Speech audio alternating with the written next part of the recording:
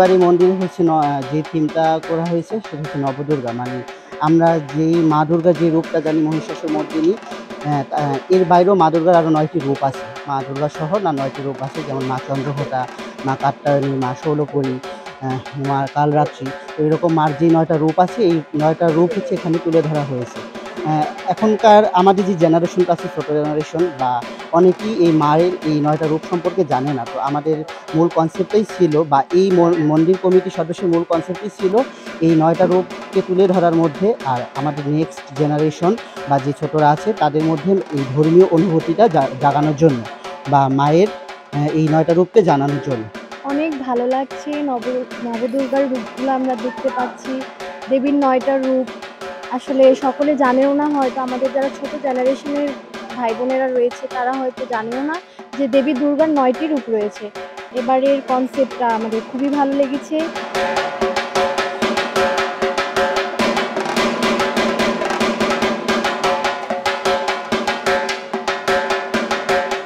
মায়ের যে ৯টি রূপ আছে, আমাদের এই তরুণ প্রজন্ম হয়তো অনেকেই জানে না।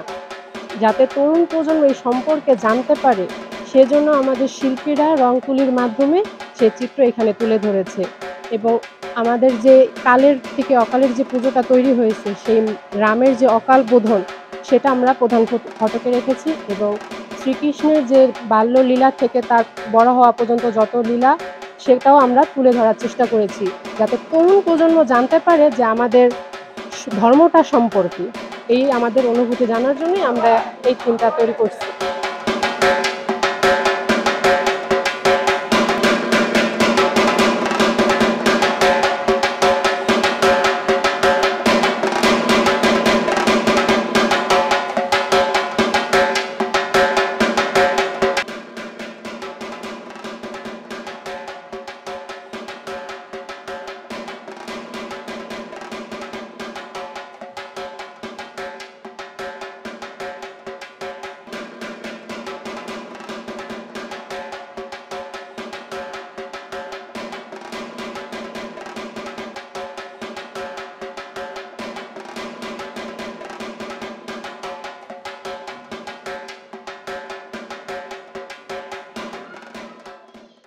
সংবাদ, ফিচার ও অনুষ্ঠানের জন্য ভিজিট করুন সংবাদ প্রকাশের ওয়েবসাইট এবং যুক্ত থাকুন ফেসবুক পেজ ও ইউটিউব চ্যানেলের সঙ্গে।